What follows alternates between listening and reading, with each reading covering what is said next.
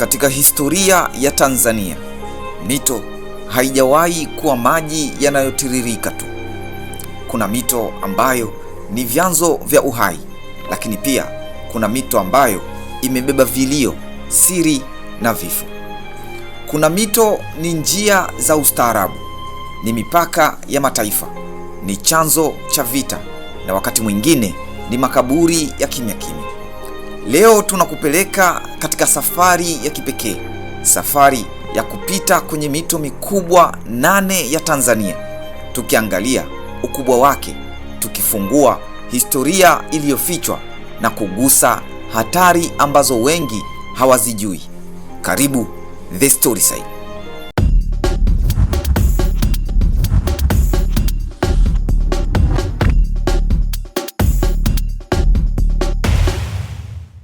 Kwenye ramani ya Tanzania, mto Ruvu hauonekani kutisha. Haupanuki kama mto Rufiji, hauvuki mipaka kama mto Ruvuma. Lakini ukiuzima mto Ruvu kwa siku moja tu, Dar es Salaam inanyamaza. Ruvu huzaliwa kimya kimya katika milima ya Uluguru, mahali ambapo mvua hukutana na misitu ya kale. Kutoka hapo, mto huu husafiri kwa takriban kilomita 286, ukipinda, ukijificha, kisha kuingia kwenye maeneo ya pwani kabla ya kumwaga maji yake katika bahari ya Hindi. Kwa wastani, mto Ruvu huwa na upana wa mita 50 hadi 120 na kina cha mita 4 hadi 7, lakini wakati wa masika kina huongezeka ghafla na mkondo hubadilika kuwa mkali. Kila mwaka ni zaidi ya bilioni 1 ya mita za ujazo za maji hutiririka ndani ya mto Ruvu. Kadiri Dar es Salaam inavyokuwa, misitu ya Uluguru ilianza kukatwa, mashamba yakakaribia chanzo cha maji, viwanda vikaanza kumwaga uchafu. Hatari za mto Ruvu leo si mamba wala viboko, ni uchafuzi wa vyanzo vya mto, uharibifu wa misitu ya Uluguru, ukuaji wa miji bila mipango, mabadiliko ya tabia nchi, na bado kila siku Ruvu unaendelea kutiririka kimya kimya, ukibeba jukumu kubwa kuliko ukubwa wake. Kwa macho ya ramani, Ruvu ni mto mdogo, lakini kwa macho ya maisha, Ruvu ni bomba la uhai wa taifa. Namba 7 ni mto Mara.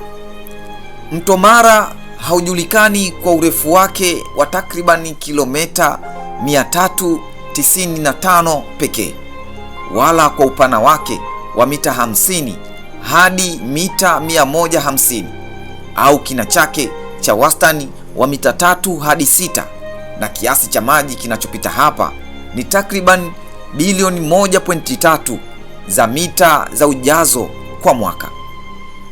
Unajulikana kwa kile kinachotokea ndani yake, ambacho ni tukio moja la kipekee duniani.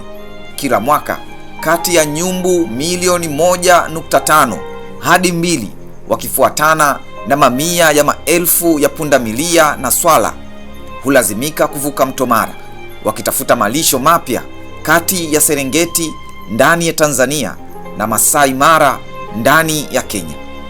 Lakini huu si msafara wa sherehe, bali ni mtihani wa maisha. Wakati wa msafara, makundi ya simba na chui husubiri kwa hamu kufanya mawindo. Wakati wa kuvuka, mamba wakubwa husubiri chini ya maji. Mikondo ya ghafla huwavuta wanyama na hofu husababisha kukanyagana. Tafiti za uhifadhi zinaonyesha kuwa kati ya nyumbu 6,000 hadi 10,000 hufa kila mwaka wakati wa kuvuka mto Mara. Wengine huzama, wengine huvunjika miguu, na wengine huvutwa na mamba. Miili yao hubaki ndani ya mto, ikigeuka kuwa chanzo cha virutubisho kwa mfumo mzima wa ikolojia. Samaki, mamba na hata ardhi ya chini ya mto hunufaika. Ndiyo maana wataalamu husema mto Mara ni mto wa maisha kwa gharama ya vifo. Namba 6 ni mto Wami. Mto Wami ni mto unaoishi karibu na pori. unazaliwa milimani huko Morogoro, kisha husafiri kwa kilomita 450 ukiwa na upana wa hadi mita 200 na kina cha mita 5 hadi 8. Takribani bilioni 3 za mita za ujazo za maji hutiririka kila mwaka. Huu ni mto uliobaki karibu na asili yake kwa asilimia 90. Hakuna miji mikubwa zaidi ya pori, sauti ya maji na ukimya.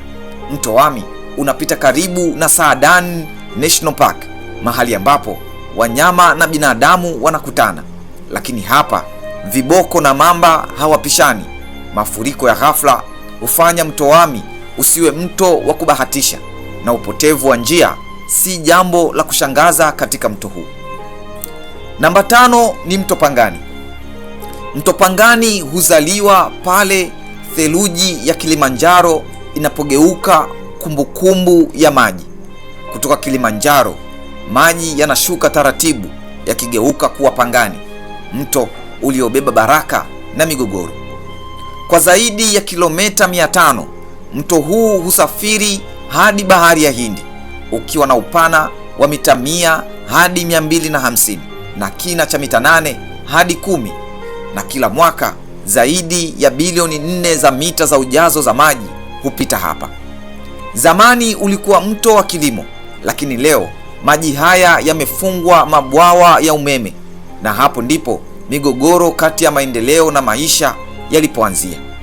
Kupungua kwa maji, mabwawa huvunja ghafla, wakulima hukosa maji, na mvutano kati ya maendeleo na maisha ni hatari inayosumbua mto Pangani. Namba 4 ni mto Malagarasi. Wataalamu wanasema mto Malagarasi ni miongoni mwa mito ya kale zaidi Afrika Mashariki. Ulikuwa unatiririka kabla hata ramani ya sasa ya Afrika haijaundwa, na kabla hata ziwa Tanganyika halijaundwa kikamilifu. Mto Malagarasi haukimbii, unatembea kwa uvumilivu wa karne. Kutoka magharibi mwa Tanzania, mto huu husafiri kwa takriban kilomita 475 ukiwa mpana hadi mita 300, na kina chake katika maeneo mengi hakijapimwa kikamilifu. Ni takriban bilioni 6 za mita za ujazo za maji hutiririka kila mwaka ndani ya mto huu. Hatari yake si kelele, bali ni upweke, maporomoko na viboko wanaolinda maji ya kale. Mto Malagarasi unazungukwa na mapori mazito, maeneo ambayo hata leo hayajakanyagwa sana na binadamu. Wenyeji husema ukipotea Malagarasi huachiwi hata sauti. Namba 3 ni mto Kagera. Mto Kagera ni mto wa kimataifa. Unagusa Burundi, Rwanda, Uganda na Tanzania. Lakini kinachoufanya uwe mzito si ukubwa wake pekee, ni historia ya damu na machozi. Mto Kagera ni mto unaosafiri kimya kimya, lakini hubeba historia nzito.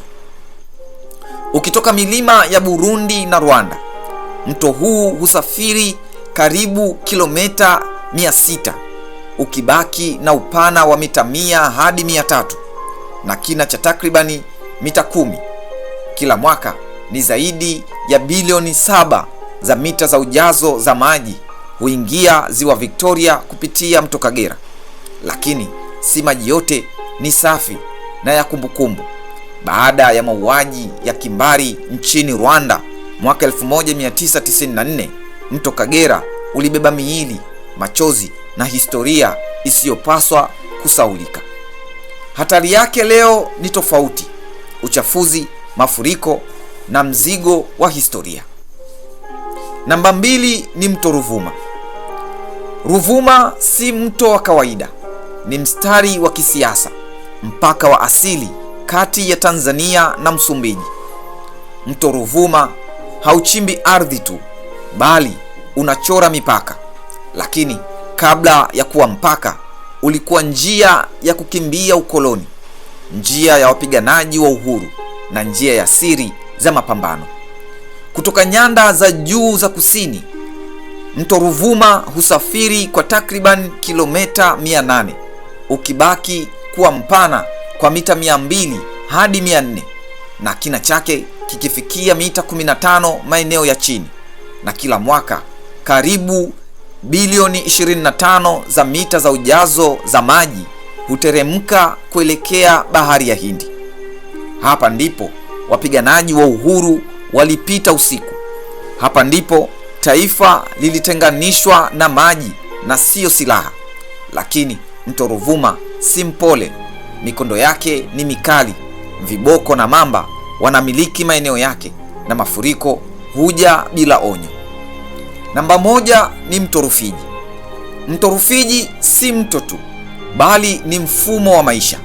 Ukitazama ramani ya Tanzania, Rufiji unaonekana kama mishipa mikubwa ya damu, ukikusanya mito kama Kilombero, Luwegu na Great Ruaha, kisha kuisukuma hadi bahari ya Hindi.